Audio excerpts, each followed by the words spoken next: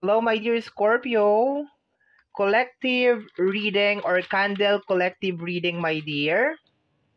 So, medyo matagal-tagal na hindi ko to ginagawa, but I decided, mga my dear, na gagawin ko na to.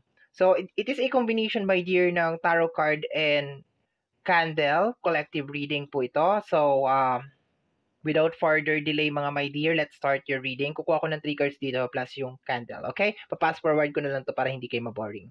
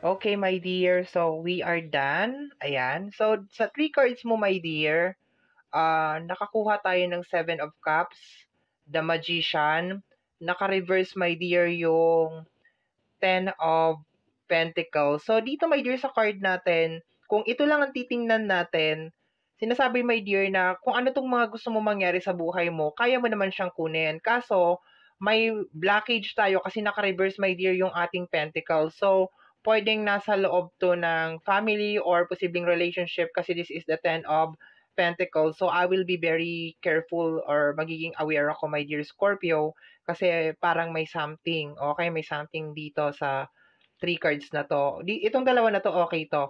Positive tong card na to, pero parang may something sa loob ng pamilya or parang somebody na malapit sa'yo, my dear. Ang posibleng ayaw niya talaga na maging successful ka in life. Okay. So, dito naman sa candle, tingnan natin. Sinubukan kong ubusin talaga, my dear, yung candle mo as much as possible. Yung black, ayan. Tapos yung white, hindi ko naubos. Meron pang natira. Okay, so, ang dami mong angels, ang dami mong mga guides. Okay, ayan sila. Tingnan natin yung mga black na spot, my dear. Okay. So, nakikita ko dito, my dear. May babae, ayan o. May babae na nakaupo. Ito siya. Ayun, I can feel na babae itong na nakaupo. Okay. Hindi ko alam kung naglalaba ba 'to.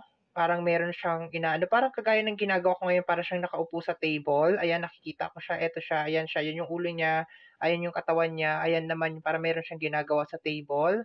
Okay. And then, tingnan natin.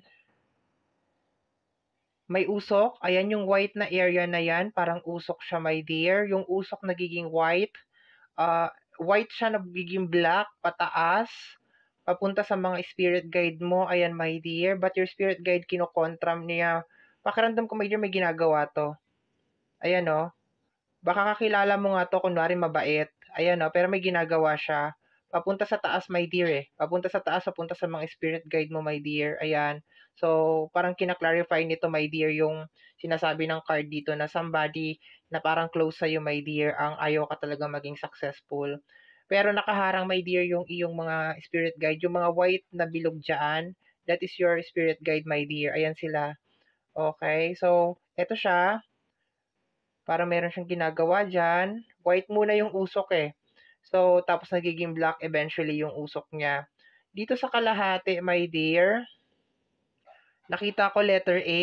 Ayan o, may letter A. Baka ang pangalan nito ay nag-start sa letter A, my dear. Ayan o. Letter A, kita mo ba? Okay, ayan o, letter A. Tapos, lapit ko ulit. Ayan yung parang babae na nakaupo. Ayan siya. Okay. Ayan. Parang may galit siya sa'yo. Okay. Tapos, tingnan natin. Wala na ako masyadong nakikita, my dear. Basta your spirit guide is protecting you, my dear. Ayan o, your spirit guide is trying to protect you. Sinisave ka nila. Tingnan natin sa likod kung meron pa ako ibang makikita. Wala naman ako ibang nakikita, my dear. Yun lang. Ito talaga very highlighted talaga to. Nakaupo siya, ayan o. Parang meron siya dyan niluluto or parang meron siyang ginagawa. Yung usok nag-start ng white na pupunta sa black pataas. Tapos, this is your spirit guide. Yung mga white bubbles sa taas, ayan o, spirit guide mo yan. Ayan sila. Actually, marami-rami sila, my dear. Ayan. They are protecting you. Pinoprotektahan kanila. And, letter A yung kanyang initial na, malapit siya dito eh. So, letter A yung kanyang pangalan, my dear. Okay? So, posibleng kakilala mo to. Okay? So, my dear, yan ang iyong collective card and wax reading. Thank you.